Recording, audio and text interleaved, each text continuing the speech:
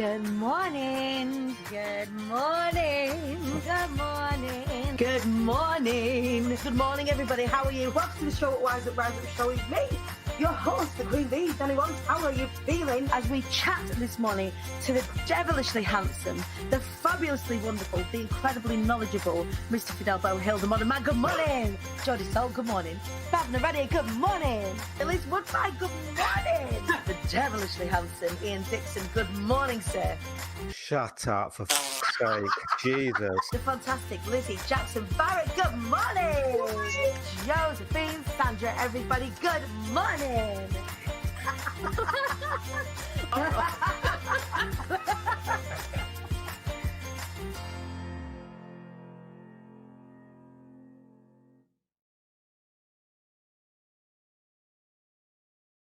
Good morning. I wasn't there. Normally, what happens is that we put in the screen Dani in stream, but that didn't happen this morning. But I'm here, hello, with my cheeky bottles of wine from last night. I'm not even sorry that I was having a little bit of a midweek tipple. I only had one bottle of wine, by the way. Whilst I caught up socially over Zoom. Does anybody have Zoom fatigue right now? I do. Zoom fatigue, where we are meeting all of everybody on the Zoom, catching up with all of our friends, our family on the Zoom. It's getting a little bit tired by all accounts. So yeah, I sat with my incredible friend from Opulence Events and the well-heeled coach, Dean Badwell, last night. We had a glass of wine and we just had a little bit of a chill while I sorted out all of my clothes that are going in the skip this morning. How are we, you lot? Are we okay? Hello, Beverly. Good morning. First past the post this morning. Hola, buenos dias to Lanzarote, to Tenerife, to Portugal, to everywhere that is global that watches. We got a lot of Spain coming through, a lot of the Canaries coming through. So good morning, Canaries. How are you? Do let us know what the Facebook is doing. Do let us know what the weather is doing where you are. Morning, Susie. It's lovely to see so many familiar faces this morning. I hope you are all well. Yes, we have Dr. Clair Burley on the show this morning. I cannot wait. Wednesday lovers, super sass to all of you fabulous beasts, from the gorgeous Jojo Smith, who also loves Dr. Clair. Oh my God, we do love Dr. Clair. And if you don't know Dr. Clair, you will do after our show today. She is one of the most gorgeous human beings and one of the most clever human beings that I know. She's incredible. But I feel like before anything happens, hang on a minute. Let's give Louisa a big cuddle, because she has been absolutely working herself so hard. She's had a burnout this week, had to have a few days away from the screen. Good, as is right and proper. So you have been going good guns, setting up the Bloomery, setting up Mama's Ignite. Please do go and check Louisa Herridge out. She is phenomenal. She is one of our Be Inspired speakers as well. She is absolutely awesome. Kate Davis, massive Zoom fatigue. All they want to do is hug people. Oh, Kate. Oh, come here and give us a cuddle. That's what I feel like this morning. Definitely. Ready to hug people. Obviously consensually.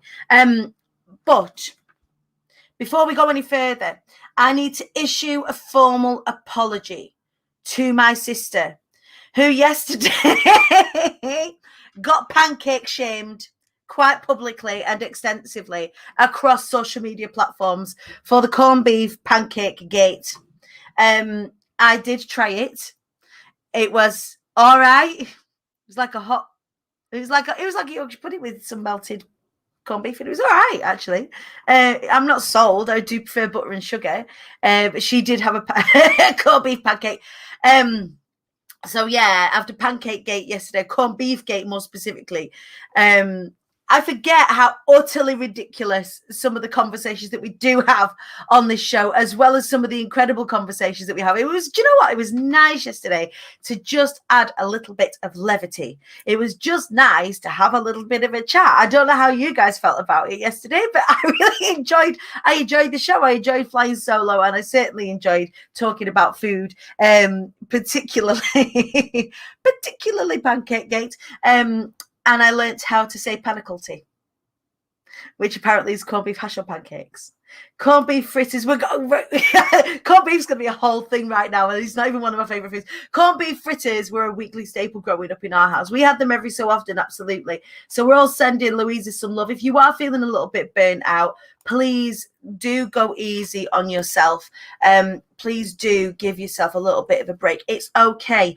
One of the stories that I tell quite often is that of my music teacher, the incredible Ian Gray, who I remember saying to me in an echo of what was said to him when he was showing up, not when he didn't need to, but when he felt like the world would fall apart if he didn't, that actually, you're a very self-important little man.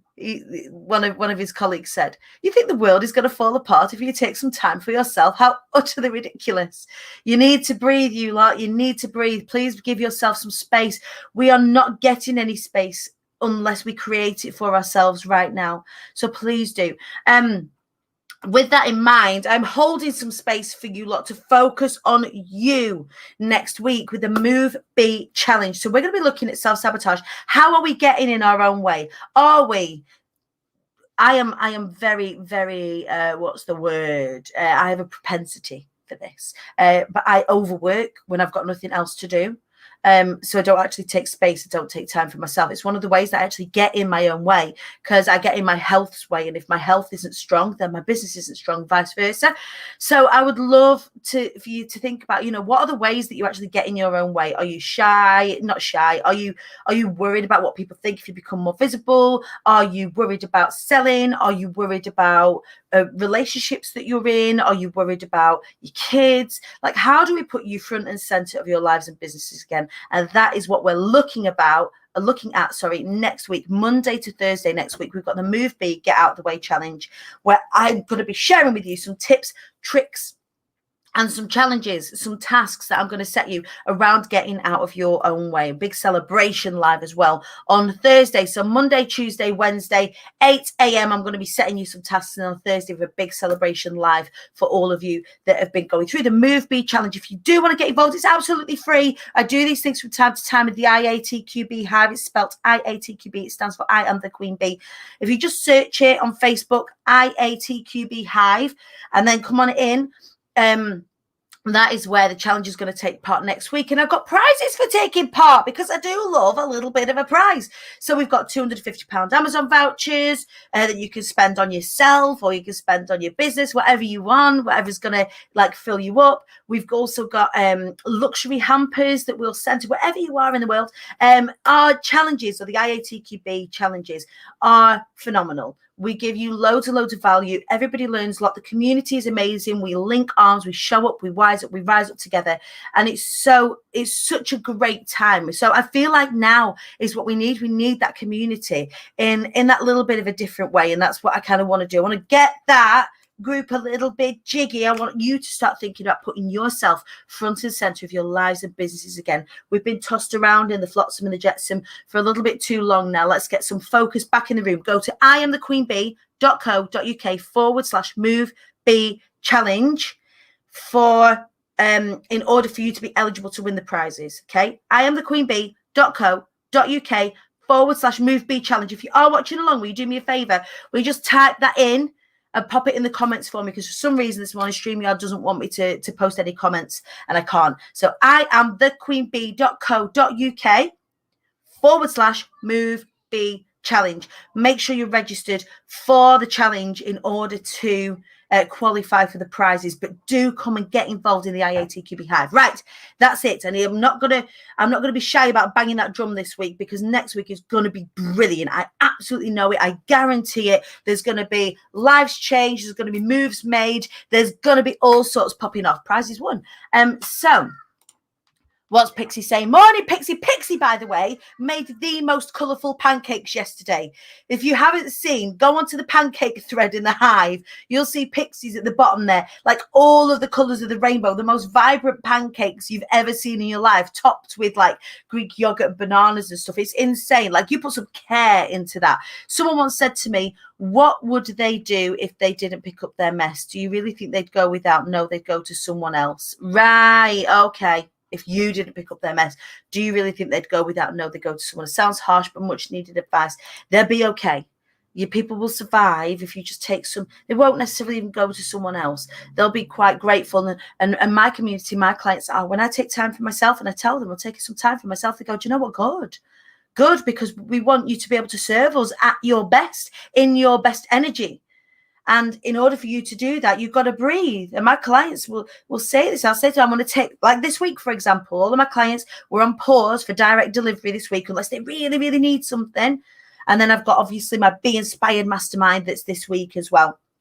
So other than that, I'm not in any kind of deep client delivery. And my clients are like, yeah, girl, take some time. Yes, if you make yourself available a lot of the time, take some time for yourself. Please breathe. Bandwidth is important, and freeing up that bandwidth is important. Sandra, we are celebrating Sandra today. Handed in my day job stuff today. Could not recover from my burnout caused by them while staying there. Who will take over? My predecessor. Exactly. Again, harsh reality is that the graveyard is full of indispensable people. So please know that you are the most important person in your life. You need to look after you. Take some time, please. All right. So follow Louise's link. We've got it here, www.imthequeenbee.co.uk/MoveBeChallenge to sign up to the challenge. Anyway, enough of my waffle this morning, because, and lots of you have tuned in this morning to meet my friend. Or if not to meet my friend, to hang out with my friend. I am very, very lucky that my black book is chock full of the most amazing professionals, from business professionals through to mental health professionals, medical healthcare professionals, and everybody in between. Mindset professionals, coaches, and all sorts. My black book is chock full. My friendship circle is tight. My friendship circle, including you guys, is absolutely chock full of the most knowledgeable, the most intelligent people. And today is absolutely no different. We're going to be talking about relationships today with the one and the only clinical psychologist, Dr. Clair Burley. Good morning. Good morning. I am so happy that you're on the show. It makes my heart happy. Thank you so much for having me. I've been wanting to do this for ages. I know. And it's one of those things, isn't it, that when you're in practice, especially for you, you're in, you're a psychologist and you work in the therapy space and you're helping people all the time. Like, doing this visibility piece isn't really the thing that you're most comfortable with, right? No, absolutely. It's not. When we train, it's all about the therapy room. It's not about the one-to-many. Most of the psychology courses don't even train people around private practice. It's all about the NHS and the way the NHS is set up. And so this kind of stuff, you get the odd psychologist who we've seen on This Morning or the BBC or something, but generally speaking, we're all in our therapy rooms seeing people one-on-one. Yeah, absolutely. So when it comes to doing stuff like this, it's no surprise that your career has been absolutely dedicated in service of people being in lots of different situations, from the NHS through to your private practice. You help so many people in so many different ways. Give us a little bit of an idea of the spectrum of the type of people that you help, Claire. Yeah, sure. Do you mean in my background as well as now? Or yeah, why not? Why not? Tell me. Sure. So clinical psychology is often misunderstood because there's so many helping professionals. So there's, counselors, there's psychiatry, there's psychology, there's psychotherapy. And I think people really get confused about what some of the differences are. Yeah. So with psychology, the training pathway is the undergrad in psychology, which doesn't qualify you as anything. It's kind of a background undergrad degree. So is that like somebody learning history, for example, doesn't necessarily make them a historian? It means that they've got the foundations to do additional learning. Exactly. So lots of people do a psychology degree and then go on and do other professions. It's just a theory-based degree. And then the route to clinical psychology is a couple of years work experience and then applying for the clinical doctorate, which is an additional 3 years doctoral level course, which is like a PhD, but it includes a teaching element, a work placement element, and then the research, the doctoral level research. And so we all have kind of the base training and then we specialize. So my specialism is all relationship based. Mm-hmm. So in my final year of the doctorate, I was in a couples therapy clinic. I was in a perinatal clinic, which I loved. So seeing new mums who were struggling to bond with their babies. It just felt like I'd literally just had a baby the year before as well, so I could totally like resonate with where people were at. Family therapy clinic as well, and then I started working in the service for children who were fostered and adopted, so lots and lots of relational trauma and attachment issues, and I worked there for 6 or so years, and then just over a year ago, I left the NHS to focus fully on private practice. And now I see individuals, couples and families, because relational issues are across the lifespan. Right. So as adults, we often carry those relational wounds from our childhood. It could be relationships with parents, it could be siblings, it could be bullying, or it could be previous romantic partners that we're carrying into our adult lives. And for lots of people will resonate with the inner critic, which is often where we carry those wounds. And we don't have to carry them. It's not a life sentence. We don't have to carry them for the rest of our lives. We can't undo the things that have happened to us, but we can heal and repair and carry those experiences differently in a way that doesn't get in the way for our ongoing lives. Right. And I think that's one of the key things that, one of the things that I'd like to talk about. So there's a couple of things I'd like to talk with you about this morning. One is relationships specifically in lockdown, and relationships in lockdown have changed and morphed. Whether you're single and you're getting into a relationship, that dynamic has changed in ways that we don't really recognize or haven't really recognized so far. When you're in a relationship, and that relationship might have been, you might have been in that relationship for a long time, you're under the cosh a little bit, under the microscope together a little bit, and that will change a lot of the dynamics. But a lot of the way that we react in those situations will often be dictated, like you say, by that inner critic and by those previous experiences.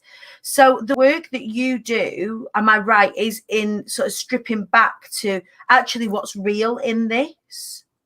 Yeah, it's a bit of a journey, and it starts with awareness. We can't do anything if we're not sure what's happening for us. And if we've been through really difficult experiences, one way of dealing with it is to cut off.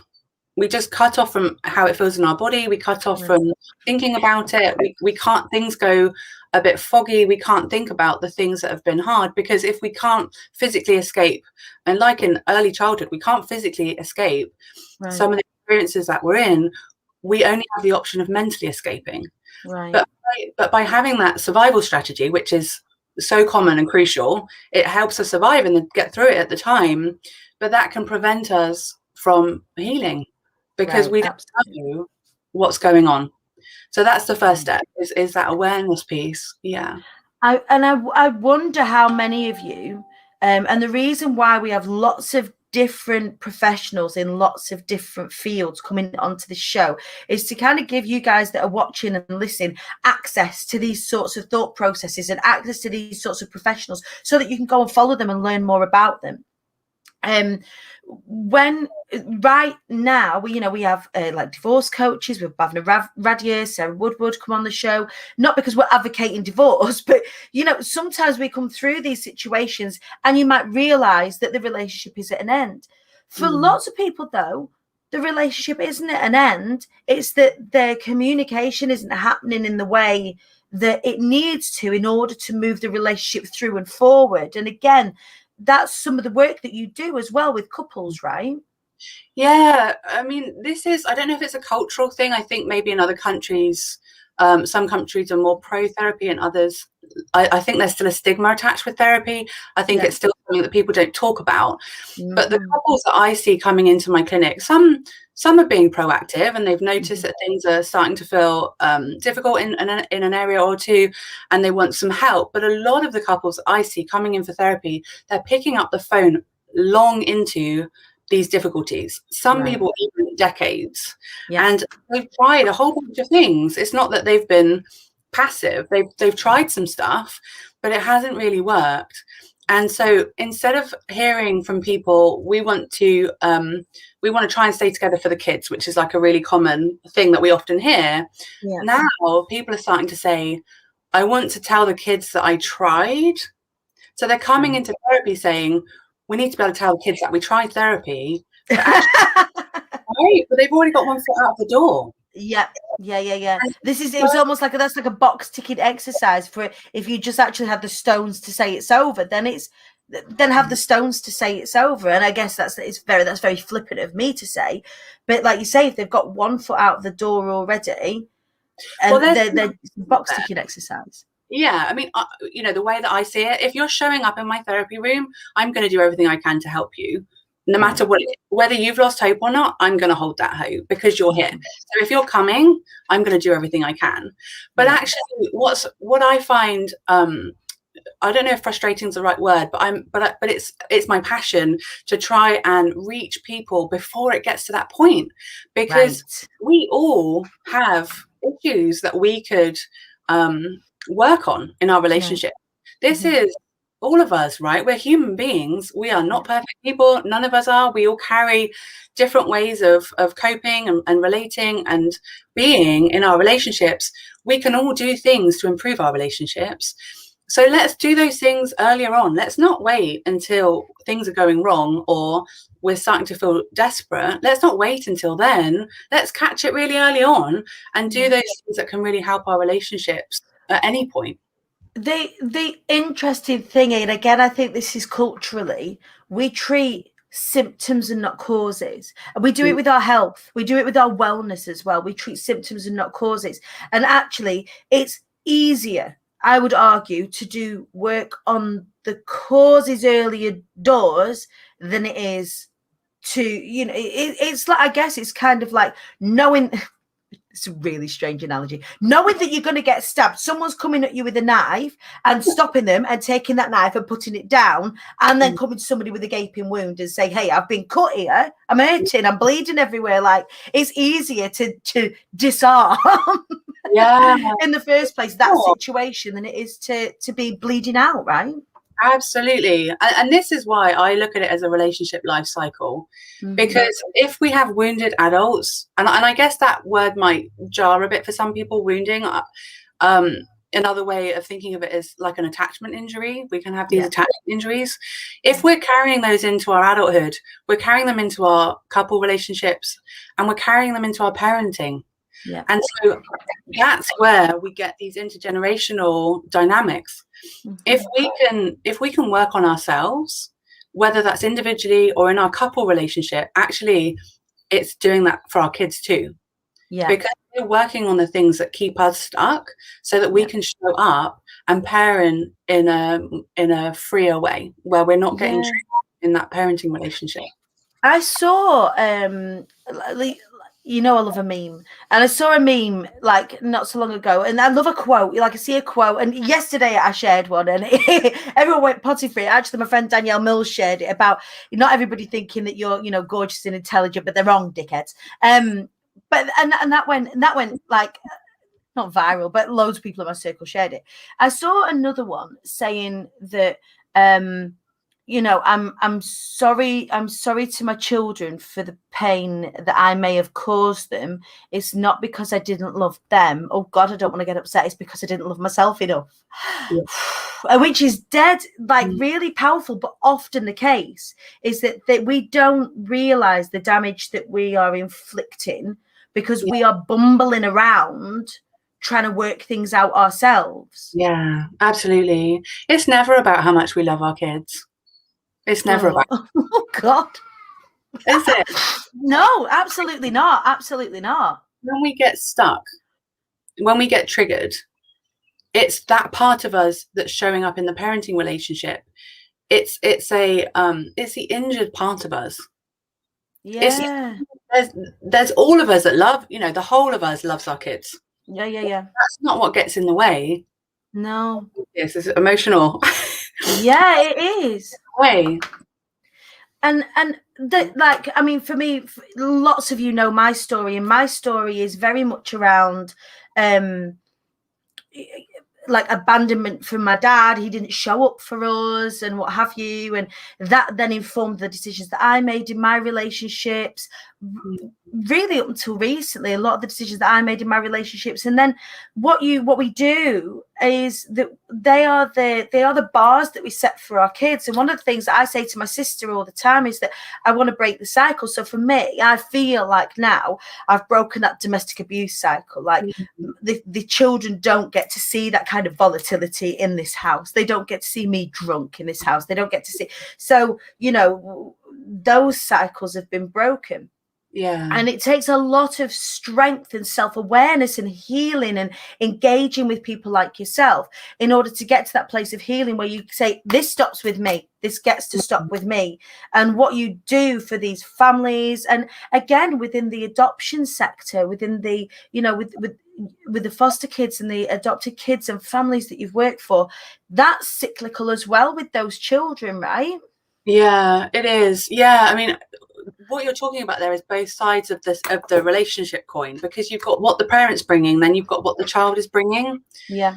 So for lots of us with our birth kids, we're the ones bringing the blocks and barriers. We're the ones bringing that triggered part, and that's what can get in the way of our parenting.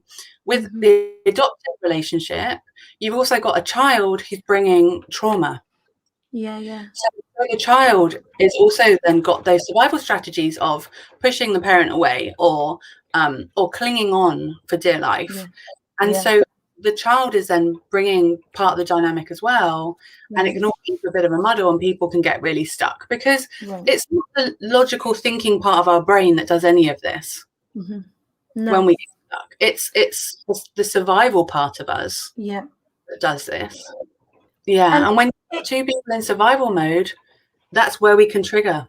Yeah, it's like having animals, and we talk about this in lots of different guises all the way through. I mean, my practice in my business, when we talk about speaking and we talk about visibility, the bit that is triggered, the bit that makes us feel fearful here is the limbic part of your brain, the bit of your brain that isn't logical, that doesn't respond to language, that isn't rational. It's the bit that weighs up a situation and asks the question, are you safe? Yeah. And the only map that bit of your brain has is what you've experienced so far. Exactly. So if we are an animal, and we have to remember that we are, I mean, it's not nice. We don't like remembering that we are a species, you know, we are mammals. We're not just like these. Yes, we are super intelligent beings, but we are still animals who have instincts. And when everyone is, if you think about a dog, for example, when it's hurting, it says legs hurting, I don't know, and you go to rub that leg, and you think you're being nice to that dog because your experience is that if you know are kind to that area, but the dog doesn't know, so the dog will bite you. Yeah. And that's that dog being instinctive because it knows that hurts, and if it's being touched, then it hurts. It doesn't know. It's like biting the hand that feeds you, or if I don't know, another animal, you've got like a vet that's coming to help this animal, and the animal attacks the vet because it's frightened, because its map of the world has been so far that anything that it's come into contact with has hurt it, so that it's in defense. And that's what we do with each other. We are these animals like fighting against each other in this pain space, right? Yeah, these are all our blueprints that our brain predicts what's going to happen next based on what's already happened. But the thing is, we're not seeing the world without that filter. We're actually scanning for the things that we predict are going to happen. So even if the thing hasn't happened, our brain will still be looking for it. And when it looks for it, it will still slightly slant it towards what we're expecting to see. Yeah. And we want that. What's the word? When we, it's, bias. Yeah, confirmation bias. We look for the things like looking for a red car. We don't see a red car for days. Oh, I've not seen a red car. All of a sudden, you're seeing loads of bloody red cars. Your brain starts to look for the thing. Again, this is a keeping it safe thing. This is your brain trying to keep itself safe. So then, when we are in these spaces and we're bringing this kind of baggage to the table, subconsciously for the most of us, you know, it's great. Lots of us are doing work on being self-aware and our personal development. It's an ongoing healing process, etc., etc. But what about? There's two questions I want to ask. How do we deal with that then? If we're both like, if we're both coming to a situation like that, if both parties are coming to a situation like this in their pain space with their own blueprints, expecting certain outcomes, like me and Wallace, for example, sometimes I just won't ask Wallace something because I know that his reaction will be a certain way, because for the most part, when I've asked him these things, his reaction will be a certain. So I stop asking him, and then I get angry because I'm not asking him for the thing anymore, and he's getting annoyed because I'm not talking to him, and it goes like this. So it's not just people out there. Like, everybody feels these things on day to day. How do we get through that? Yeah. So the first key part is about emotion. Mm-hmm. I know there's lots to talk about mindset and there's a place for that, but actually when it comes to the next steps in healing this cycle, it really is anchored in emotion, because if we come from that threat place, if we're coming from a triggered place, and we try and communicate whatever it is, even if it's completely understandable or legitimate, if we're coming from a triggered place, the other person is only going to see the trigger part, right? Because we're speaking with that emotion, whether it's frustration, whether it's anger, whether it's disappointment, whether it's criticism. That's what the other person will hear. So they won't hear the thing that we're saying. Yeah. And then so what the thing behind the thing, what we're actually saying is. Exactly. Yeah. So then we feel like we haven't been heard. There's no point in bringing it up because we won't be responded to. But actually, we're not giving the other person the best chance. So job one is really about finding our emotional footing. So I know, right at the beginning of this morning, you were talking about self-care, and it's never been more crucial than right now. Right now. For that. Because all of our avenues for self-care, the usual ways that we would be looking after ourselves, meeting up with friends, going outside and doing things, traveling, whatever it is that fills up our bucket, we're not getting any of those things right now. So loads of us are running on empty. Right. So we really do have to look at what is it that resources us. It's not going to be the same for everybody. We are going to each have the thing that does it for us, whether it's reading a book, having a bath, chatting with a friend, doing breathing exercises, doing meditation, yoga. Fine. And all of those key things as well, nutrition, sleep, all that stuff. Looking after ourselves resources us to emotionally regulate. Right. Right. That's absolutely our biggest strength if we can do that. Because then when we're emotionally regulated, we can speak in a way that people can hear us. Right. And it's like if we don't do that, it's like being a fizzy pop bottle and shaking the bottle up and shaking the bottle up and shaking the bottle up, and there's no release. And the only time there is release is when the pressure gets so much, it creates a bottleneck, and then of course everything spills everywhere.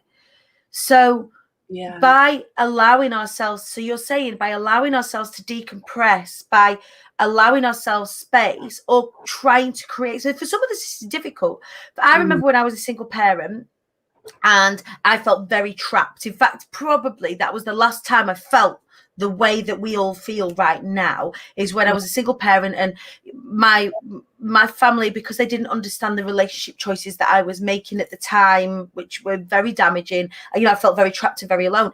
And I remember one of the things that I would do is wrap the kids up, put them in the double pram and walk. And walk. And the kids would go asleep because the movement would have them go asleep. So that was a break. So I couldn't shut off by sleeping, because I'm a procrastinator. If someone tells me to go for a little sleep for a timeout, I will do. But actually, wrapping the kids up in a pram and just stomping around the park, even sometimes 5, 6, 7 times, until I felt that kind of break tide, and then I could come back home again and pick myself back up. But it doesn't, it doesn't have to be, I need to create a quiet space in the house. You might have a house like you and I, we've both got lots of kids, so there's no quiet space in the house. Yeah, absolutely. And what you're also talking to there, Dani, is the movement part. Because if we think about physiologically, when we go into threat, we're going into fight and flight. Right. Our body is activated. It wants to move. Right. So in terms of if we chopped off the thinking part and we just dealt with the body part, once the body's moved, it feels like it has fought or run. And so those stress hormones can come back down again. Yeah. And we've escaped. And the construct around us means that the stress that we feel isn't necessarily mortal threat, but our bodies don't remember that it's not mortal threat. They don't know that the stresses that we feel aren't that mortal threat. So Right. it still behaves as if. So we get the racing heart, we get the need to go to the toilet, we get the sweaty palms, we feel like has anybody felt like I just need to get out of here? That's what you're feeling then in that moment. That's what you feel like. Get me the fuck out of here. That's what you're feeling. You're in flight. Like, fuck off. Get out. Put your coat on. Move. Yeah, exactly. And you're so right. Those threats aren't just external threats anymore. They're internal threats too. Right. There are our thoughts, our thinking, our memories, our emotions. Emotions can be just as much of a threat as they can be a response. Yeah, absolutely. There's lots of people have got lots of things, which I knew they would, to say about this morning. So we're going to peep over this one. This is quite a big one. So we're going to peep over, because just see your glasses up there. Victoria Graham is saying, would you agree that people also have to acknowledge that parents have not always created trauma in us intentionally? They were just people themselves, and that's their character. Obviously not on abuse levels. I would agree. I'm sure we can riff on this. I mean, if your mum allowed you to be independent because maybe her mother smothered her, but you felt abandoned, they thought they were being a great parent. Does that make sense? And before you weighed in, like, I remember this with my mum, and I have to remember, as part of my forgiveness process, I talk about this in the book, is that your parents, for the most part, did what they could with the information that they had at the time. Yes. I don't know what your thoughts are on that. And the people that they are, you know. Yes. So in answer to that question, yes, almost everybody absolutely has the best of intention, and they're doing the best that they can. And if they're screwing up in some way or another, it's not on purpose. No. But not all of us can go straight to that point. Right. Whether that's a parent, or whether it's a previous partner or a family member, whoever it is, if we've been hurt by somebody, we might not be able to immediately jump to that compassionate view of them.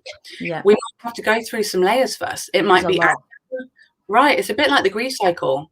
There might be anger, there might be denial, there might be bargaining. There's all sorts of things that can come up on that journey. But yes, the resting place where we're aiming for is to have compassion, is to think compassionately about the people that have done their best, and maybe it didn't go well, but it wasn't because they did it intentionally. Yeah, absolutely. They're often wounded people creating wounds. And we hear this all the time. Hurt people. They don't mean, it's not an intentional thing. And I would argue, for the most part, unless, someone is particularly unwell or that way inclined, that nobody does things with the worst of intentions. They don't go, hey, I'm going to go damage my kids today. Like, who does that? We don't do that. As a society, we don't do that. As a people, we don't do that. We are instinctive nurturers. That's the way that we're built. And hurt people. You're absolutely right. So what else do we say? We've got Dr. Michelle in the house as well, fellow doctor. Hello, Dr. Michelle, friend of the show. We love you. Rachel Davis, peeping over again. I grew up thinking I knew what was happening in my family, and I thought I understood the family dynamics, but something had been very hidden from me for years. And at the age of 37, I was finally given the piece of the puzzle to join the dots and understand and begin to heal. And sometimes in the light that adulthood allows us, and the self-awareness that adulthood allows us to shine on those situations, we can put things together a little bit better. And that's, again, some of the work that you do. Yeah, and a lot of people that I see as adults that are carrying, I mean, I know the example there was a new piece of information, but there are family secrets in a lot of families, that things that are talked about because kids are seen as too young, and then the conversation doesn't ever come up, and it's a lot later until things come out. But even where there aren't family secrets, as children, we don't know the bigger picture. We can't understand things in the same way as we can as adults, but we kind of carry our child's view because we don't reevaluate it. Yeah, we don't have to recheck in with it because that kept us safe at the time, knowing and growing in that space. We were safe. So why would we reevaluate it without prompting later on, right? But that in therapy, that's the process where it is about then taking your adult view and re-looking at some of those things that you went through so that you can understand it from a different place, from a different angle. and one that you wouldn't have understood as a child, because as a kid we kind of just see things as it's a bit omnipotent, like we see things as revolving around us, so we feel to blame for everything. As an adult, we can look back and say, actually, that wasn't my fault, or that wasn't my responsibility. And we do see kids and grown-ups. I know there'll be a number of people that will be feeling this themselves, like right now. And I mean, I'm very, very lucky. I've got friends like you. I'm very, very lucky that I've got people around me in the therapy space, and I've been able to do lots of different types of things in, like, for my healing. And the place where I come from now, it is a place of reflection where I can go, hey, and I can look at what my dad did and how my dad behaved and all of that. But at the time, if I look at the positions that I would put myself into with men, if I look at, maybe even like 10 years ago, 12 years ago, what I would do to myself, that was from that blame space. That I was carrying the blame for how those people behaved. And it's only in doing the sort of work that you do with couples, with families, with people that are single as well. Like, RuPaul says, if you don't love yourself, how the fuck are you gonna, how the hell is someone else gonna love you? Like doing that sort of work as well, understanding yourself and allowing yourself to be whole and don't carry that blame. We get to, when we understand what it is, we can allow ourselves to put it down. And again, that's what you guide people through. How do we put that down then? How do we release that in order for us to be on this, awakening journey with ourselves and know that actually we're whole in all of that experience? Yeah, exactly. Right. I think this is Nikki Sprosen, actually, our incredible, again, friend of the show and one of the speakers at Be Inspired, Nikki Sprosen. At the beginning of lockdown, I was beginning to feel really trapped as a single parent. But since I've been waking up early and meditating to start my day with space, my mind has expanded so much. I'm having huge shifts. Yeah. Again, that's self-care. That's that self-care piece coming through again. This is meaty. Trust Pixie to come up with this extreme example. I know most murder documentaries. Who's been watching a lot of like serial killer documentaries and stuff like on the Netflix? Like, I get it. Most murder documentaries talk about damage done in the past leading to the behaviours which ended in tragic events. Perhaps it's just because they make a better show, but it seems most people haven't just set out to hurt people without being hurt or traumatized themselves. I mean, they've got to. That's a very muddy and murky water, isn't it, when it comes to actually doing proper damage to people? But I mean, I remember when I first started my clinical training, and there was a forensic psychology element to our training, and I remember thinking, I just don't know if I could ever work with somebody who's murdered someone, or I mean, again, in working with children who are foster and adopted and reading their stories about some of the things that parents have done. But actually, when you know their story, you can get to a more compassionate, never that the behavior is okay, obviously. Yeah, we're not sympathetic to the behavior. Right, but we can understand that the damage that they've experienced in their lives, the wounding that they've experienced, and how that's led them to where they've gotten to. But anyone who's interested in that kind of stuff, if you like books, The Boy That Was Raised as a Dog, Bruce Perry, amazing book. Yeah.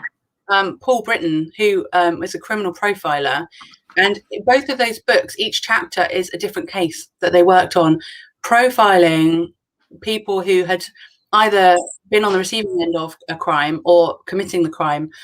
Great books if you're interested in that kind of thing. Yeah. And the loads of you are. I've seen you lot sharing the memes on, like, watching, excuse me, while I sit here and eat popcorn and watch serial killer stuff on Netflix. Like, you're a strange bunch, you. Like, I see you. So Claire, the work, like I said, the work that you do across the spectrum in which you work is absolutely phenomenal. How do we find out more about the work that you do? Because I know everybody who comes across you absolutely falls in love with you because of the work that you do comes from here. Your drive to help people and your drive to use your practice for such good is amazing. Like, people have been commenting, your voice makes me feel calm, your energy is incredible, but you have created spaces and communities so that you can help people, right? I have, yeah. So just over a year ago when I left the NHS, I got a little bit excited about all the different ways I could help people. We're gonna help the world. There's only one of me. So actually what I've done is I've combined a couple of my groups. So I now have two main groups. Mm-hmm. So one is for adoptive parents, Right. And the other group is for this stuff that we've been talking about today. Right. So whether that's connection with self, whether that's, you know, the inner critic stuff and the inner healing, the couples, how we can show up in our relationships, because we can all improve an area of our relationships, or whether it's in parenting, because parenting is hard and we don't I know. right?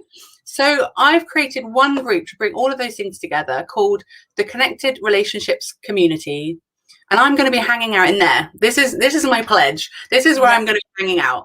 And I've got lots of ideas about things I'm going to do in that group. Interview series, Q&As, mini courses. I'm going to do lots in there. So if you are interested in finding out about any of that stuff, I'll share the link, Dani, after this. Please do.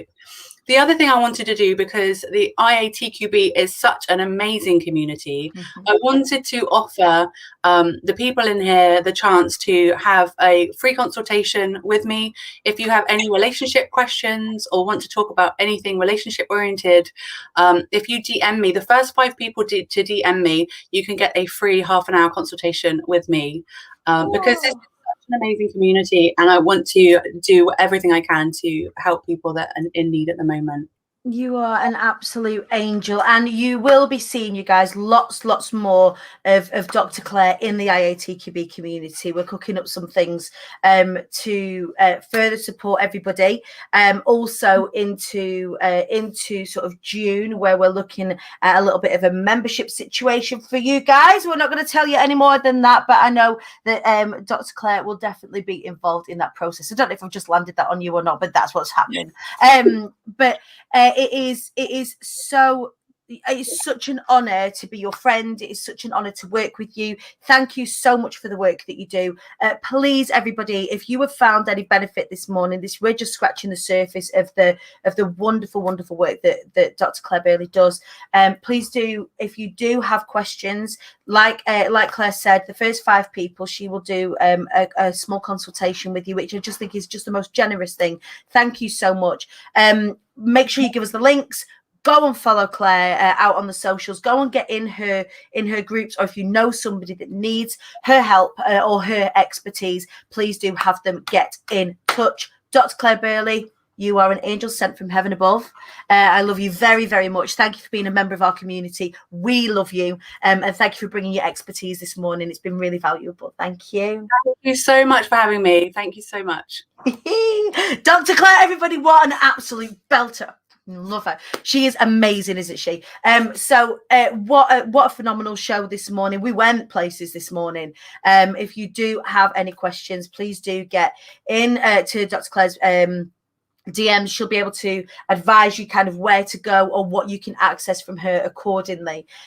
Please do be mindful that it is, that's somebody's inbox that we're going into. Don't be scared of doing it, but it is somebody's inbox that you're going into to ask these questions.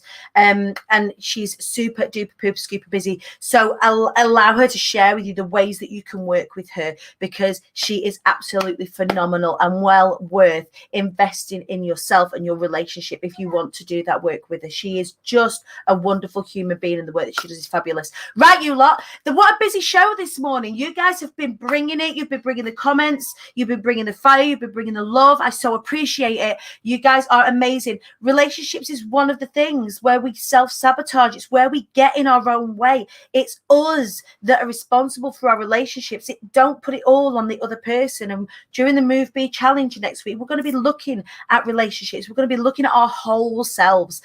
So please do come and get involved with the Move Be Challenge. I am thequeenbee.co.uk/Move Be Challenge. And that will, by signing up, you will be eligible to win those incredible prizes: £250 Amazon vouchers, luxury hampers, IATQB merch, the lot. But you've got to be in it to win it. So make sure you're in our free group, the IATQB Hive. That's where it's going to take place. And make sure you are registered for the Move Be Get Out of the Way Challenge. I am thequeenbee.co.uk/Move Be Challenge. That's all for today. Please do join me again tomorrow at 9:30 for more Showing Up, Wising Up and Rising Up. We've got some more fantastic guests coming up for you. If you do want to be on the show, make sure you are on my email list where we pop application links all the time. So get on my email list. You can get on my email list either by signing up to the Move Bee Challenge or by simply going to the I Am the Queen Bee website, imthequeenbee.co.uk, and then at the bottom just pop your email in there, and we will send you details of how you can get involved in sharing your expertise on the Short Wise Up Rise Up show. Right, you lot, have an incredible day. Go and be good to yourselves. Take some space today. Breathe if you can. Look after yourselves. I'll see you tomorrow. Tra.